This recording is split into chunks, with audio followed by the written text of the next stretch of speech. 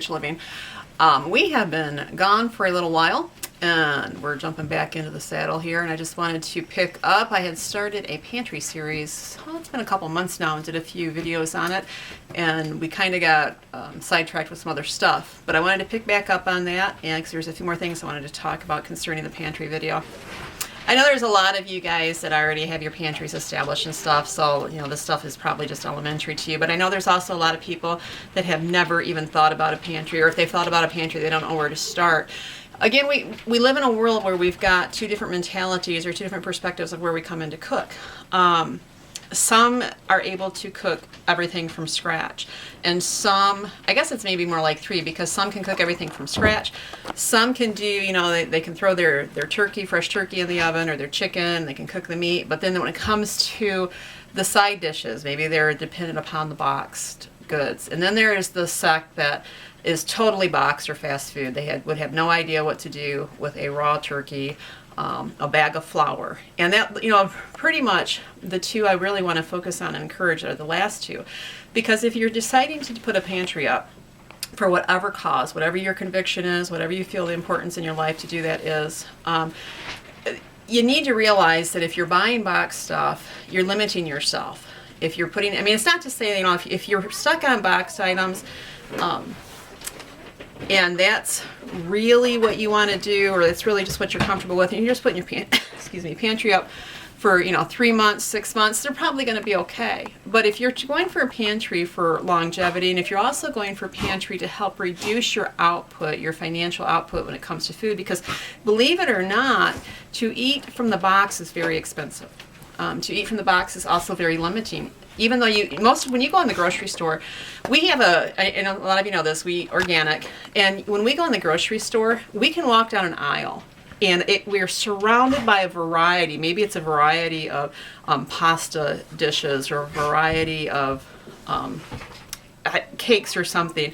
And so there's a huge variety. But for us, there might not be anything in an entire grocery aisle, and I mean a big grocery store, that we would actually put in our cart to eat. So when you are eating via box, whether it's because of it's organic, or because maybe you have a gluten issue, you go in there and maybe you think you've got a large variety.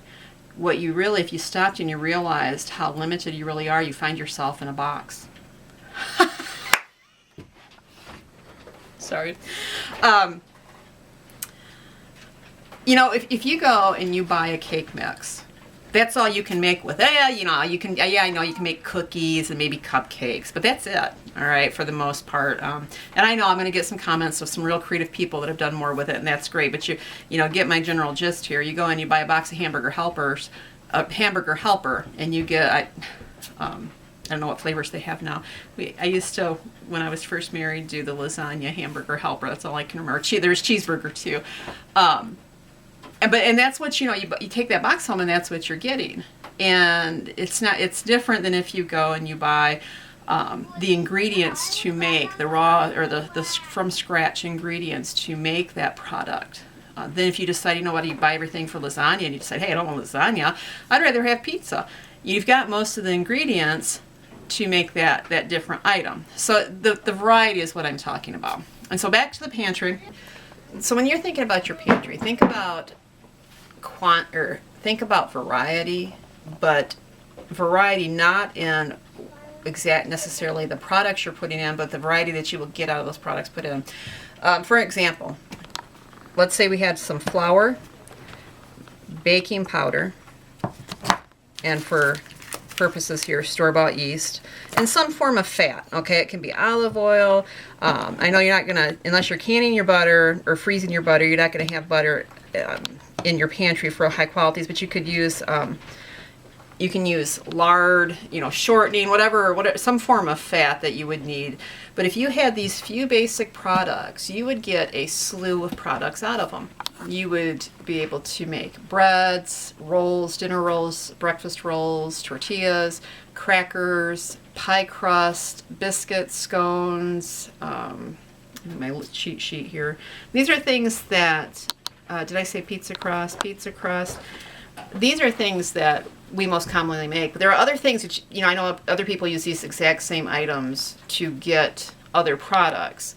So, but you see my reasoning here. You can get a whole variety. Thank you for nodding your head back there, Josiah. He sees my reasoning. A whole variety of things out of just a few items. Now, if you take a few more items and you were to add to, oh, you know, the other thing I forgot to, you can get sourdough starter out of it. Now, I know I gave this as an example as yeast, but, and this video isn't about what's better, what's worse. It's about encouraging people to start your pantries. If you have not started one, start one. If you're hindered because you don't know what you're doing, you're not comfortable in the kitchen, this is what I want to get from these videos. I want to encourage people and empower you to think about how to create financially favorable meals, more nutritious meals, and white flour is not nutritious, and I know that whole thing, but I want to encourage you. And if you're stuck on box stuff, you're not going to like going to wheat right away. That's not going to be a good adjustment for most people. It takes some time to mentally transfer ownership there. And so if I can encourage you to get out of processed foods and over to more of a whole food, and then later transfer over to wheat, that would be the route that I would encourage you to do. But if you ran out of packet yeast and you were, if that's what you like to use, and you ran out of packet yeast, if you have a little flour and a little fresh water, you now have enabled and empowered yourself to go back to be able to make many of the things that I just mentioned. But without the flour, without the basics, you can't do that.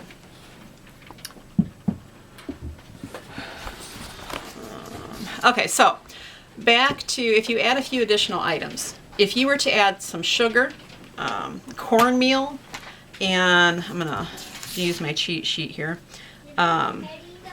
eggs, you could end up now, you'd have a variety of different sweet things you can make. And egg noodles, you can make cornbread, you can make corn dodgers, you can make the cakes and the cookies and the muffins.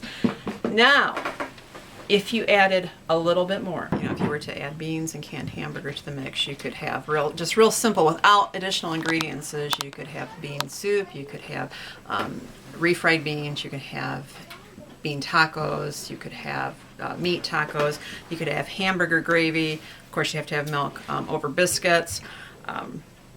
And then if you wanted to do, it's endless. The variety is endless, but as an example, if you had other things, you could do chili, and so it goes on and on. But the point is to get the most out of a minimum amount of ingredients, and to do the thought processes, the thinking about, is a bag of flour not only more cost effective and more nutritionally effective or more variety effective versus a box of biscuit mix or a box of bread mix. Okay, so that about covers what I wanted to talk about today. Also, on the yeast, I am going to be doing a video on how to make sourdough. Actually, I use apple slices to help get the sourdough going, but it's going to be a while before I put this on YouTube. I'm getting ready to put it on my blog, so if you want to check out how to do it. It's really simple and easy, and in a few days I'll have it up running on our blog.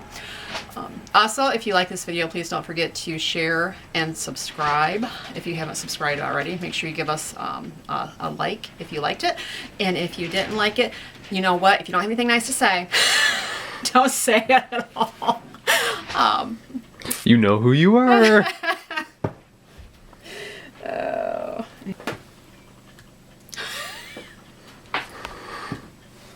Anything else? Bye. All right, that's it for now. Thanks for watching. God bless.